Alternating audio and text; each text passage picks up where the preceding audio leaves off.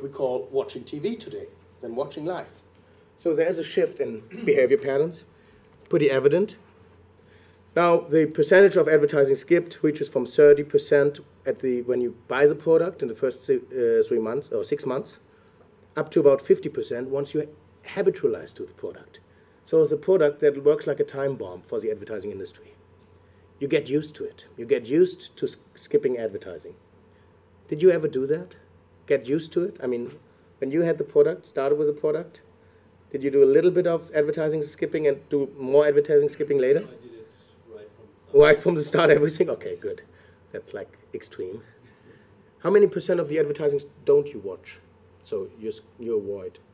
I would say 100%. 100%. That's good for the advertising industry. You're easily reachable now. Now, when people tell you this, of course, this is self-report data, which is a little problematic because advertising avoidance is socially wanted, at least in Europe. So there's a little bit of caution to this data, and it's also an active thing you do that makes getting it remembered a little better. But if you do go for real data, which we fortunately have, we have programmed video recorders. We have made a PVR inside Siemens by the Fujitsu Siemens division. And very little of these were sold at that point. I'll come to questions a little later. Let me go through that a little bit. And we looked into the habitualization effects. So this is something we did in Germany with real cookies on the machines. So we asked people for permission to put little programs on your PVRs, which we programmed. They were basically computers. And within the first 3 months, and these are very little numbers here, so this is non-representative data.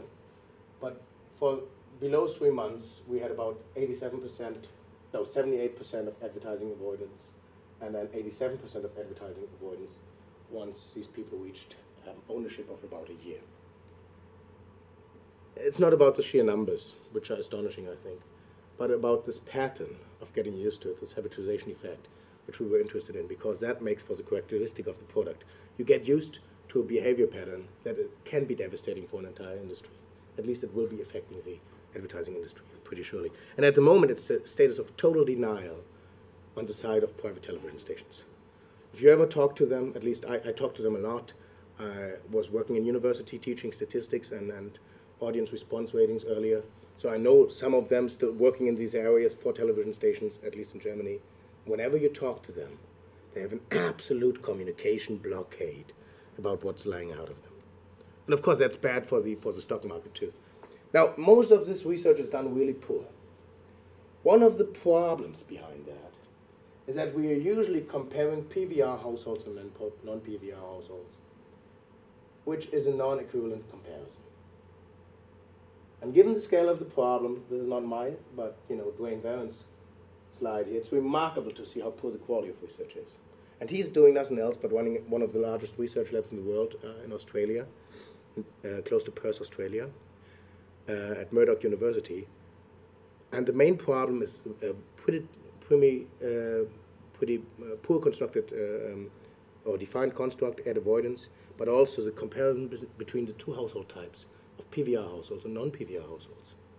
Because non-PVR households do advertising avoidance too. Let me give you one example. Whenever you talk to television stations and say, hey, this is happening, they give you other answers. They tell you, yes, but if you have a digital video recorder, your television consumption goes up. Is that true? Do you believe that argument? It's about, whenever you find empirical data, it's about 17% up. So you watch more television once you get a digital video recorder. Does that make sense to you? Yeah? What's the reason? Why do people watch more television once they get a digital video recorder? Less commercials. Less commercials, they can watch more? No, basically, they don't have to decide which program to watch on Channel A or Channel B. They can watch both, but with a time delay. Okay, and therefore they're watching more because they're watching it basically in serial instead of in parallel, okay? Yeah. That makes a lot of sense. So it's about 17% more television consumption we have to expect once PVRs get introduced. That's the idea. Now, this is absolutely stupid. Let me give you the example. Radio, once you look at it, most people haven't looked at radio, is up 19%. Why do people listen more to the radio once they have a PVR? Can you help me out here? Does that make sense to you? Well, and by the way, there are 40% more on the internet that wants to have a PVR. Make sense of that data. And by the way, they're reading more too. They have 43% more magazine consumption and 48% more newspaper consumption. Oh yeah, because you have this, you get more literate. That's a good effect on society. No, this is because we are doing something we shouldn't do. We are comparing households that voluntarily bought this thing to households that didn't buy it. And these households are structurally different. Probably, once you buy a PVR, you're a media junkie. You like watching television anyhow. And you like listening to the radio, and you're being in the internet. You're a tech guy. You're probably more male than average. You probably have a higher income than average. It is just a different household. But we take the 17% basically from comparing households to households, which we cannot compare because they are non-equivalent. Now, this is the main argument television broadcasters today give me. Say, hey, it's not that bad. We get 17% more, watching television, and that compensates a little for the ad avoidance effect. If that is true, they are totally doomed. If this is the way they treat data, and that, you can read up this stuff. If you ever look for RTL, what the communication on that stuff is, or Pro7, Sat1, or whoever you choose to look for, they'll give you the answer of, hey, people watch more television. No, absolutely not. They'll not listen more to the radio. They're just different people. We don't know. And by the way, if you look for advertising avoidance, this is the last piece of that. On the PVR, it's much stronger than television advertising avoidance. So you can skip channels, of course, by pushing the plus button, right, on the channel here. That is called zapping. This is called zipping, right? The advertising avoidance, or skipping, rather, on a push button of your digital video recorder. And you see here some advertising categories which are extremely vulnerable to introduction of personal video recorders in the marketplace. One of them is fast food, which gets skipped almost all the time. And there's a lot of empirical data out now. If you're interested in that, contact me. Once people buy this thing, they have no clue about what they're doing to the industry. They tell you things like, oh, I want temporal control, I'm a gadget freak, I'm male, wealthy, highly educated, by everything. Whatever. Ad avoidance only mentioned by 4% of the purchases. Of course, television is preparing for the revolution, putting it in advertiser-funded programs. Of course, Manolo Blahnik paid for being in Sex and the City. Of course, product placements get more and more expensive all the time at the moment. And of course, there's lots of interactivity, games, call-ins. Call-in will probably be one of the prime sources of financing of television quite soon. And interactivity maybe too. If that is true, the telecommunication industry is going to finance the television industry on the backside, which once again is a good case for convergence. And there are new forms of advertising being introduced, live TV, telescopic advertising, stuff like that.